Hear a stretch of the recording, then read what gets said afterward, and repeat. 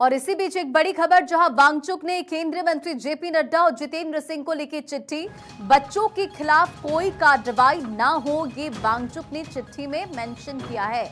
आगे उन्होंने ये भी लिखा कि अगर भरोसा मिले तो अनशन खत्म, किसी प्रदर्शनकारी पर कोई कार्रवाई ना हो। कल रात सरकार ने हमसे वादा किया, इस्तीफे तक की मांग पर विचार का भरोसा दिया। तो ये बड़ी जानकारी आपको दे रहे हैं। देखिए, सोनम वांगचुक ने केंद्रीय मंत्री जेपी नड्डा और जितेंद्र सिंह को चिट्ठी लिखी है और ये कहा है कि बच्चों के खिलाफ कोई कार्रवाई ना हो।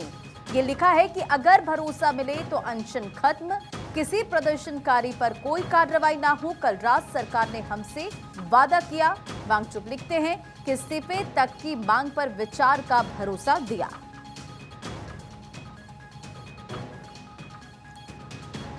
तो देखिए, ये पत्र लिखा गया है, छात्रों पर कार्रवाई ना करने का भरोसा दे सरकार, खत्म कर दूंगा अनशन।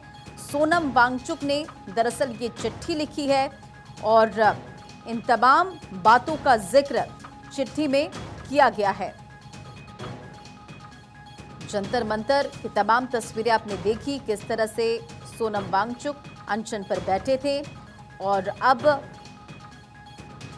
सोनम वांगचुक ने ये चिट्ठी लिखी है और संसद में पेपर लीक पर चर्चा हो, सरकार भरोसा दे तो अनशन खत्म।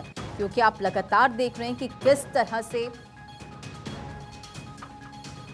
मॉनसून सत्र हंगामे की भेंट चढ़ रहा है।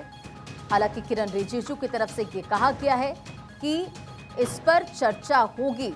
और अब देखिए, ये लेटर भी आपके सामने है। सोनम वांगचुक ने केंद्रीय मंत्री जेपी नड्डा और जितेंद्र सिंह को ये चिट्ठी लिखी है, बच्चों के खिलाफ कोई कार्रवाई ना हो। इस चिट्ठी में उन्होंने लिखा है कि अगर भरोसा मिले तो अनशन खत्म कर देंगे।